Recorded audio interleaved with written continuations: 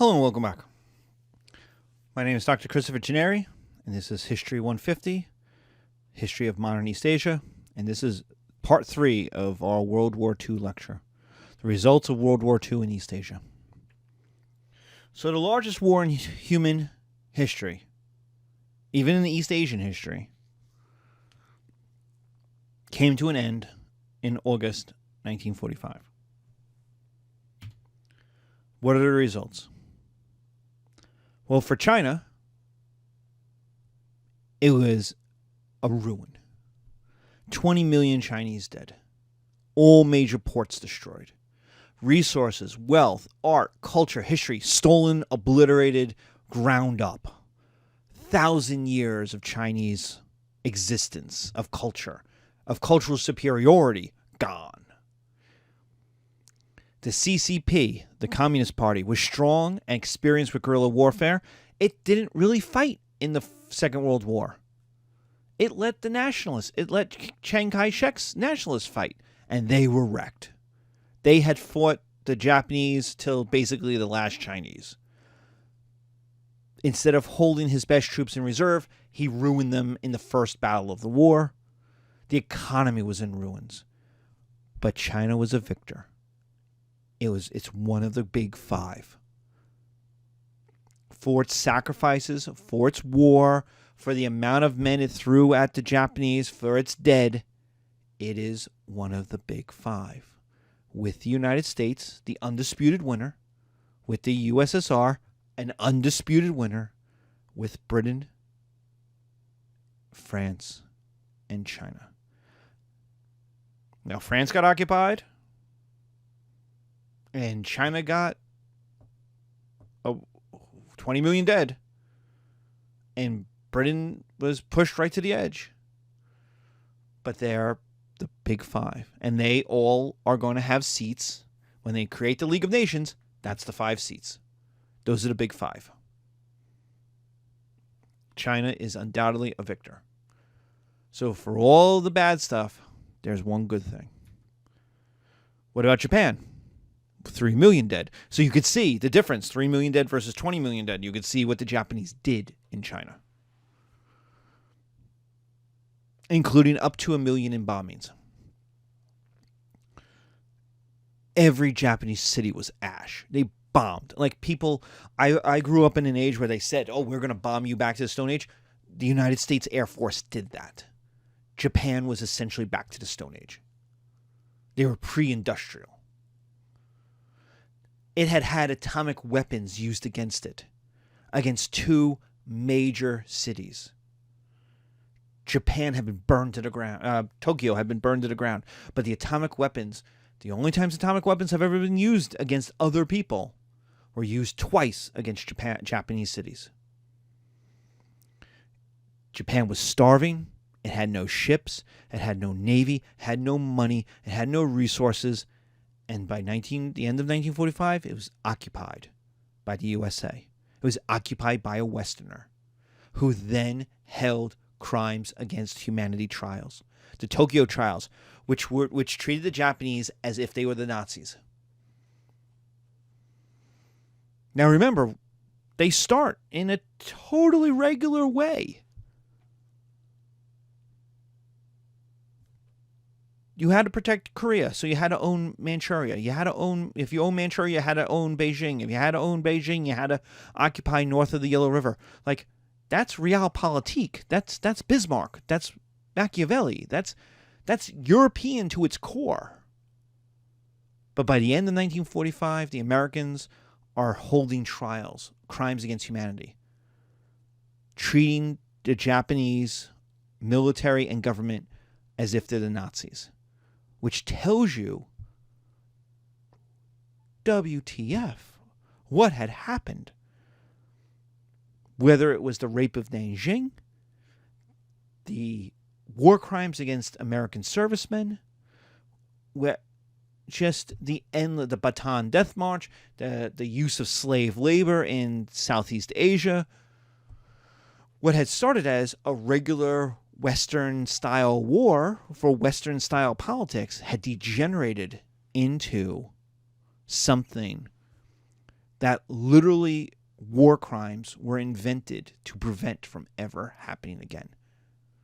Like, there had not been trials in any war like there had been after World War II. And he did it at Nuremberg, and he did it in Tokyo. What about the rest of Asia? Well, Korea was exploited, enslaved, and is now divided. Along the 38th parallel, the Soviets own the north, the Americans own the south. The Westerners were humiliated. The French in Indonesia put up barely French in Indochina and Vietnam put up barely a fight. Same with the British in Singapore. Aussies, the Australians, in especially like New Guinea, much more of a fight, much harder troops. Australia will not be invaded. The British in Burma, defeated. Clearly, Westerners were not invincible anymore. Now, Southeast Asia had been occupied, exploited, bombed, economically and physically wrecked by the Japanese. Except the USA dominates the Pacific. Trade, ships, Air Force, economics. It is the USA or nothing. The USA is back in the Philippines, but the ports are wrecked, trade is wrecked. Except the USSR had crushing land victors versus the Japanese Manchurian Army. The Japanese Manchurian Army, which had fought the Chinese, which had dominated Manchuria, collapsed within 2 weeks. Completely collapsed. The USSR dominates Mongolia, dominates Northern Korea. It's just like it's 1904 again. Make the world 1904 again. They are friends with Mao and the Chinese Communist Party. In fact, Mao looks at the USSR and like, oh my God, can we be like you, Stalin? You're awesome.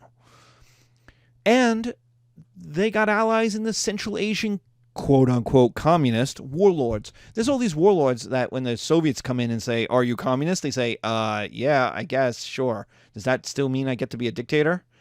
And since it's Stalin, he's like, yeah, of course you get to be a dictator as long as you do what we tell you to do. And they're like, that's perfectly fine. So we're communists now, quote-unquote. And so that's where we are. So remember what had happened. China tried to kick out the West and be independent. And it ended up in the 20th century being invaded by the West, being occupied by the West, and then being occupied by Japan. Japan tried the same thing, kick out the West, they go to the next step. They become Western. They're going to be industrialized. They're even going to take on the racism. They're going to go the whole European way of going. And they end up obliterated. Southeast Asia, Indonesia, they're wrecked. By Japanese, by the fighting of the Japanese. But they also know the Westerners aren't as tough as they used to be. And none of this matters because the USA and the USSR dominate the Pacific. The world is divided between two countries, the USSR and the USA, and East Asia is as well. Europe is, and East Asia is as well. For all the attempts to avoid the Westerners, for all the attempts to kick them out, for all the attempts to have an East Asia for Asians, for all the attempts, it all fails. And so you have to choose. Are you friends with the USA? Or are you friends with the USSR, the Soviet Union? And the next 50 years of politics, of culture, of war, or of not war, is going to be about deciding that question. Whose side are you on? Because there is no more independent East Asia. You are in the United States system or you're in the Soviet system. And when we come back for part 3, we'll talk about those different systems and how they continuously led to war. But also to more than 2 billion people coming out of poverty. So, thank you. Take care.